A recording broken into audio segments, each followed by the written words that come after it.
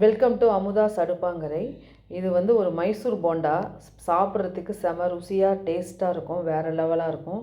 பசங்களுக்கு ரொம்ப பிடிக்கும். இதை எப்படி பண்ணுறதுன்னு வீடியோக்குள்ளே போகலாம் வாங்க.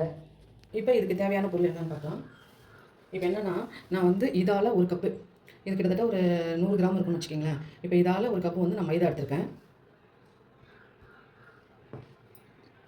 எந்த கப்பால் மைதா எடுத்தோமோ அதே கப்பால் தான் நம்ம தயிர் எடுத்துக்கணும். இப்போ இந்த ஒரு கப்பு மைதாவுக்கு ஒரு கப்பு தயிர் எடுத்துருக்கேன். அதாவது வந்து 1 கிலோ மாவு வச்சு நீங்கள் மைதா வச்சு செய்கிறீங்கன்னா 1 லிட்டர் தயிர் சேர்த்துக்கணும். அப்போ தான் அந்த மைசூர் போண்டாவுக்கு வந்து இந்த தயிரும் இந்த இதில் போடுற அந்த இன்க்ரீடியன்ஸ் தான் இதில் பெஸ்ட்டே கொடுக்கும். அப்புறம் ஒரு 1/2 ஸ்பூன் ஜீரகம் சேர்த்துக்கிறோம். அதுக்கப்புறம் ஒரு பிஞ்ச் அளவு சோடா உப்பு சேர்த்துக்கிறோம். அப்புறம் இதுக்கு தேவையான அளவு பாருங்கள், கொஞ்சமாக கருவேப்பிலையை வந்து குட்டி குட்டியாக கட் பண்ணி வச்சுருக்கேன், அதை சேர்த்துக்கோங்க. இந்த போண்டாவுக்கு தேவையான அளவு கொஞ்சமாக சால்ட்டு. அப்புறம் மெயினான இந்த மைசூர் போண்டாவுக்கு ஒரு ஸ்பெஷலே சக்கரை தான். அதை ஒரு ஸ்பூன் சேர்த்துக்கிறேன். எதுக்கு இந்த சக்கரை கொடுக்குறோன்னா, நல்லா அந்த போண்டா மேலே ஒரு கலர் ஃபார்ம் ஆகி வருங்க. அது வந்து சர்க்கரையால் மட்டும்தான் அந்த கலர் வந்து கொடுக்க முடியும். சக்கரை சேர்த்து பண்ணி பாருங்கள், செமையாக இருக்கும். இப்போ இதை நல்லா வந்து கலக்கிக்கிங்க. இப்போ உடனே இதை மாவு போட்டு இது பண்ணிடக்கூடாது. இதை பாருங்கள், இதில் வந்து தயிரில் ஆல்ரெடி கொஞ்சம் தண்ணியெலாம் விடும். அதனால் இதை நல்லா சோப் பண்ணிவிட்டு கொஞ்சமாக எண்ணெய் சேர்த்துக்குங்க. இந்த எண்ணெய் எதுக்கு சேர்த்துக்கிறோன்னா, நம்ம போண்டா போடும்போது மாவு வந்து அந்த போண்டா வந்து எண்ணெய் குடிக்காது, அதுக்காக இந்த எண்ணெய் சேர்த்துக்கிறோம். எண்ணெய் சேர்த்து நல்லா கலரிட்டு இப்போ இது கூட இந்த மாவை ஆட் பண்ணிக்கலாம். உங்களுக்கு எவ்வளோ தேவையோ அந்த அளவுக்கு நீங்கள் பண்ணிக்கங்க. இதில் தண்ணிலாம் ஊற்ற வேணாம். கரெக்டாக மாவு வந்து நம்ம போட்டதுக்கு அந்த இதுக்கு மேலே வரும். ரொம்ப கெட்டியாக இருந்ததுன்னா கொஞ்சமாக தண்ணி தெளிச்சிக்கங்க. ஏன்னா தயிர் வந்து நம்ம சேர்த்துருக்கிறதுனால ஆல்ரெடி கொஞ்சம் அது வந்து இது வந்து ஒரு 15 நிமிஷம் ஸ்லோ பண்ணி வைக்கும்போது அது ஊறி கொஞ்சம் தண்ணி விடும். கொஞ்சம் ஒரு 15 நிமிஷம் கழிச்சு பார்க்கலாம், தண்ணி எப்படி இருக்குன்னு பார்க்கலாம். அப்போ தான் நம்ம போண்டாவை எண்ணெயில் போடும்போது கொஞ்சம் நல்ல கரெக்டான பதத்தில் இருக்கும். அருமையாக இருக்குங்க இந்த போண்டா. பசங்களுக்கு ஈவினிங் டைமில் ஸ்நாக்ஸ் மாதிரி செஞ்சு கொடுக்கலாம். இப்போ பாருங்கள், நல்லா அந்த நம்ம ஊற்றுனது ஒரு கப்பு தயிருக்கும் ஒரு கப்பு மைதா மாவுக்கும் நல்லா எப்படி ஆயிடுச்சு பாருங்கள். அப்படியே மூடி போட்டு ஒரு 15 நிமிஷம் அப்படியே வைங்க. இப்போ இதுக்கு ஒரு சூப்பராக இந்த போண்டாவுக்கு ஒரு சட்னி ரெடி பண்ணிக்கலாம். இந்த மாவு ஊற டைமில் நம்ம ஒரு சூப்பரான ஒரு சட்னி ரெடி பண்ணிக்கலாம். இதுக்கு பாருங்கள், கொஞ்சமாக ஒரு கைப்பிடி அளவு கொத்தமல்லி, கொஞ்சமாக புளி, கொஞ்சமாக பூண்டு, ஒரு 5-6 வரமிளகாய், ஒரு 3 தக்காளி வந்து கட் பண்ணி வச்சுருக்கேன். செம்ம டேஸ்ட்டாக இருக்கும் இந்த போண்டாவுக்கு. வாங்க இது எப்படி பண்ணுறதுன்னு பார்க்கலாம்.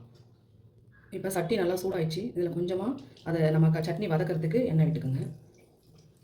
இந்த சட்னி போண்டாவுக்கு மட்டும் இல்லைங்க, எல்லாத்துக்கும் சூப்பராக இருக்கும்.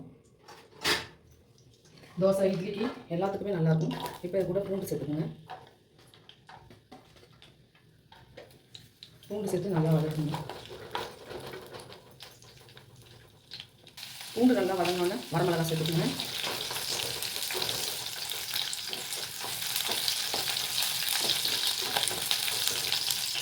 வரமிளகாய் நல்லா வதங்கினோன்னே தக்காளி சேர்த்துக்கணும்.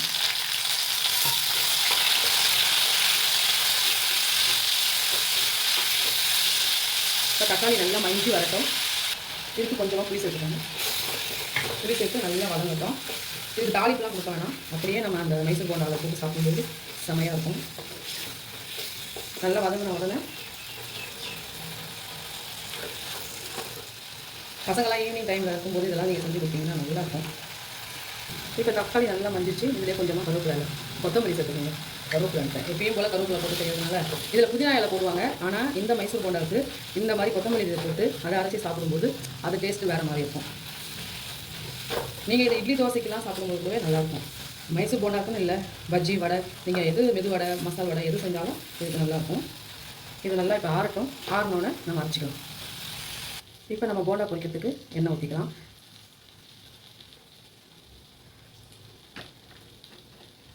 எண்ணெய் ஊற்றி எண்ணெய் நல்லா சூடாகட்டும். இப்போ சூடு ஆகிடுச்சு. இந்த சட்னியை நம்ம மிக்சியில் சேர்த்து அரைச்சி கொண்டு வந்துடலாம். நல்லா தண்ணி விட்டே அரைச்சிக்கிங்க, நல்லாயிருக்கும்.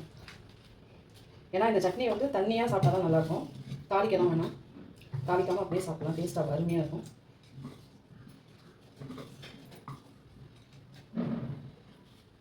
இப்போ இதுக்கு தேவையான அளவு உப்பு சேர்த்துக்குங்க. உப்பு சேர்த்து நல்லா அரைச்சி கொண்டு வாங்க. பாருங்கள், இப்போ அப்படியே ஒரு கிண்ணத்தில் ட்ரான்ஸ்ஃபர் பண்ணிக்கோங்க. இல்லை தண்ணி கூட விட்டு இது பண்ணிக்கலாம். தண்ணி விட்டு கழுவிட்டு இதில் இது பண்ணியிருக்கேன். இன்னும் தண்ணி வேணாலும் கொஞ்சம் ஆட் பண்ணிக்கோங்க. சட்னி தண்ணியாக இருந்தால் தான் நல்லாயிருக்கும்.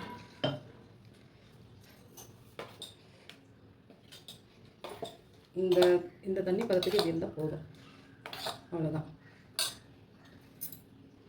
மாவு பாருங்கள் நல்லா எப்படி அது 15 நிமிஷம் ஊறினதில் நல்லா எப்படி இருக்குது பார்த்தீங்களா? நல்லா பஃபியாக வந்துருக்கு பாருங்கள். இதுதான் பக்குவம். இப்போ நீங்கள் வந்து இந்த கையில் எடுத்து பாருங்கள். ரொம்ப கெட்டியாக இருந்ததுன்னா கொஞ்சமாக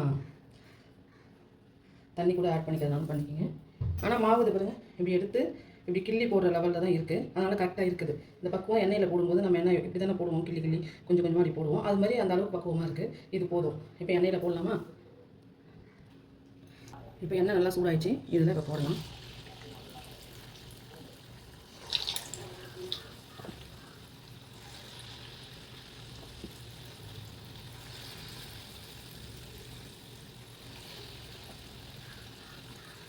மிதமான தீயில் வச்சு போட்டிங்கன்னா இந்த கரெக்டாக அந்த கலர் அப்படியே ஃபார்ம் ஆகும்.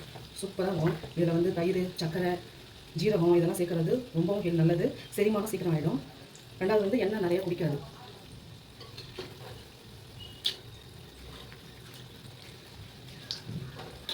இந்த தயிரோட டேஸ்ட்டு, சக்கரை போட்ட அந்த இனிப்பு டேஸ்ட்டு எல்லாம் செம்மையாக இருக்குங்க. ஒரு தடவை செஞ்சு பசங்களுக்கு இப்போ எல்லா பசங்களும் லீவில் வீட்டில் தான் இருப்பாங்க. இதை நம்ம செஞ்சு கொடுக்கும்போது கடையில் போய்ட்டு எதுவும் வாங்கி கொடுக்காம நம்ம வீட்டிலே இதை செஞ்சு கொடுக்கும்போது சுத்தமாகவும் நல்ல ஆரோக்கியமாகவும் இருக்கும். இது மைதா மாவு இதில் செய்கிறாங்களே அப்படின்னு நினைக்காதீங்க. இதில் தயிர் இதெல்லாம் நம்ம கலந்து செய்யறதில்ல. பெரும்பாலும் மைசூர் போண்டானா ஆந்திரா சைடு, கர்நாடகா சைடெலாம் மைதா தான் நிறையா இதுக்கு யூஸ் பண்ணுவாங்க.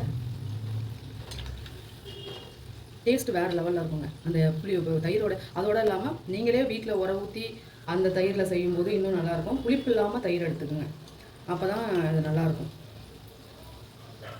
புளிப்பு அதிகமாக இருக்கக்கூடாது அப்படிங்கிறதுக்காக தான் நம்ம வந்து ஒரு ஸ்பூன் வந்து சர்க்கரை சேர்த்துக்கிறோம்.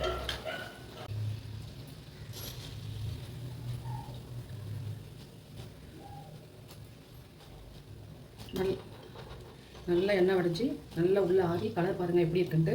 இந்த மாதிரி வரும்போது எல்லாத்தையும் எடுத்துருங்க. சத்தம் பாருங்கள், நல்லா மொறுன்னு சத்தம் வருதா? இப்போ இந்த போண்டாவை எடுத்து வச்சு கொஞ்சமாக சட்னி வச்சு சாப்பிடும்போது சூப்பராக இருக்கும். இங்கே பாருங்கள், இது பிரியும் போது உள்ளார எவ்வளோ லேயராக பஃபியாக நல்லா சூப்பராக இருக்குது பாருங்கள். இந்த வீடியோ உங்களுக்கு பிடிச்சிருந்தா லைக் பண்ணுங்கள், சப்ஸ்கிரைப் பண்ணுங்கள், ஹை பட்டன் இருந்தால் கண்டிப்பாக கொடுங்க. நன்றி, வணக்கம்.